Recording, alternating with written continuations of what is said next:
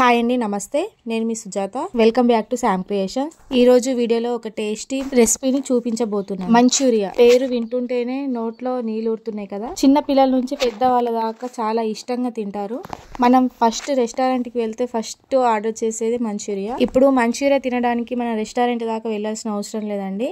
ఇంట్లోనే క్యాబేజీ తోటి మనం ఇంట్లోనే ప్రిపేర్ చేసుకోవచ్చు. అది ఎలాగో చూద్దామా. ముందుగా క్యాబేజీ తీసుకున్నాను. క్యాబేజీ పైనుంచి 2 లేయర్స్ అయితే తీసేస్తున్నాను, ఎందుకంటే డస్ట్ ఉంటుంది కదా.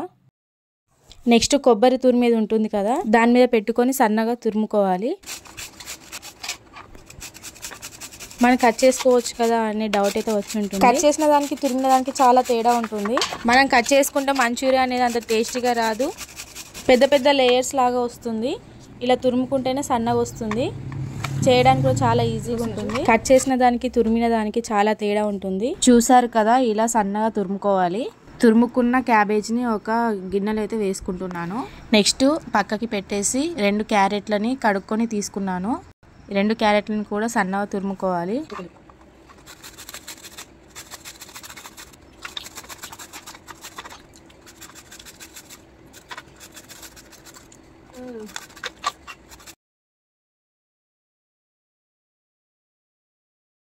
క్యారెట్ అయితే తురమడం అయిపోయింది.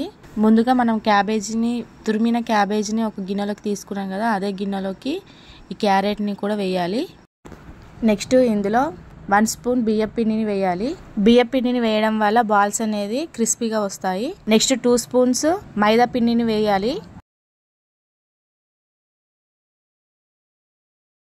నెక్స్ట్ అల్లం వెల్లుల్లి పేస్ట్ని కూడా వేస్తున్నాను. 1 స్పూన్ కారం, రుచికి సరిపడా సాల్ట్, 1 స్పూన్ మిరియాల పౌడర్ వేసుకోవాలి. నీళ్లు పోయకుండా ఒకసారి మొత్తం కలిసేలాగా కలుపుకోవాలి. వాటర్ పోయొద్దు, క్యాబేజీల క్యారెట్లో వాటర్ కంటెంట్ ఉంది కాబట్టి అందులో ఉన్న వాటర్ సరిపోతుంది. ఇందులో వేసిన కారం, ఉప్పు, మైదా పిండి, బియ్య పిండి, క్యారెట్, క్యాబేజీ మొత్తం కలిసేలాగా మంచిగా కలుపుకోవాలి. కలుపుకోవడం అయితే అయిపోయింది. చూడండి, క్యాబేజీ క్యారెట్లో ఉన్న వాటరే సరిపోయింది. నెక్స్ట్ క్యాబేజీ తురుముకున్న ప్లేట్ని అయితే తీసుకున్నాను. దాంట్లోకి చిన్న చిన్నగా బాల్స్ లాగా రెడీ చేసుకోవాలి. మంచూరియా బాల్స్ ని మరీ పెద్దగా కాకుండా చిన్నగా రౌండ్ గా చేసుకోవాలి.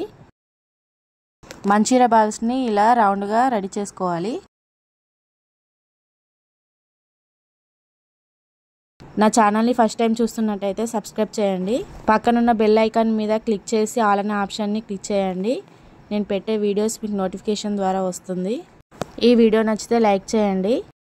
బాల్స్ చూడండి, రౌండ్గా ఇలా చేసుకోవాలి. మంచూరియా ఇక మీద రెస్టారెంట్కి వెళ్ళి తినాల్సిన అవసరం లేదండి, ఇంట్లోనే ఇలా ప్రిపేర్ చేసుకోవచ్చు. పిల్లలు కూడా చాలా ఇష్టంగా తింటారు. ఇలా మంచూరియా బాల్స్ని అయితే రెడీ చేసుకున్నాను. మొత్తం మంచూరియా బాల్స్ అయితే కంప్లీట్ అయిపోయినాయి. అయితే ఈ పక్కన పెట్టేసి స్టవ్ ఆన్ చేసి ఒక ప్యాన్ తీసుకొని అందులో ఆయిల్ తీసుకోవాలి. డీప్ ఫ్రైకి సరిపడా ఆయిల్ తీసుకోవాలి. ఆయిల్ అనేది హీట్ అవ్వాలి. ఆయిల్ వేడెక్కిన తర్వాత మంచూరియా బాల్స్ని ఒక్కొక్కటిగా వేయాలి.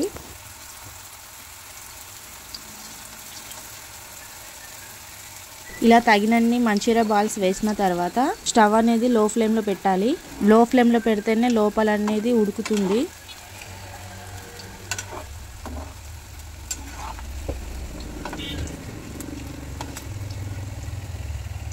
ఐదు నిమిషాల పాటు లో ఫ్లేమ్లోనే ఉంచి డీప్ ఫ్రై చేసుకోవాలి.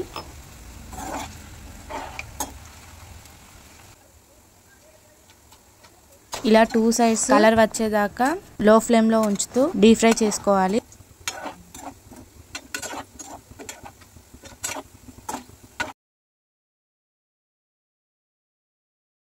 ఇలా మంచి రంగు వచ్చిన తర్వాత ఒక గిన్నెలోకి అయితే తీసుకుంటున్నాను. నెక్స్ట్ మిగతా మంచూరియా బాల్స్ని కూడా ఇందులో వేస్తున్నాను.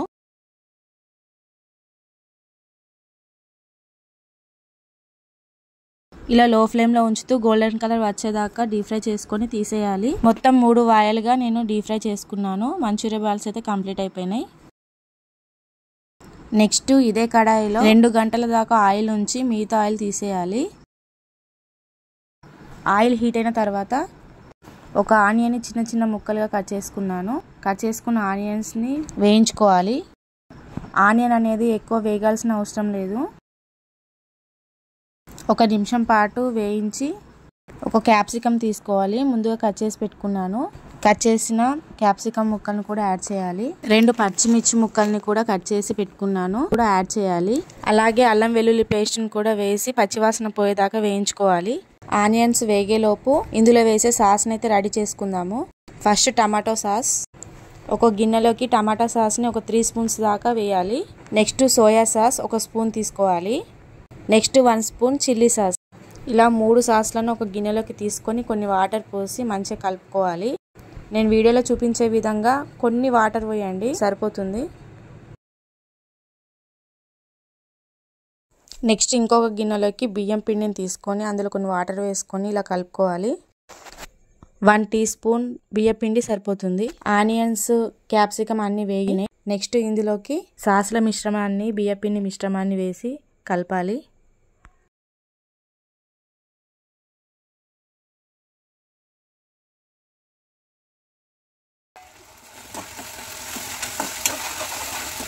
ఒక 5 మినిట్స్ ఉంచేసి గరం మసాలా పౌడర్ ధనియాల పౌడర్ని వేసుకోవాలి.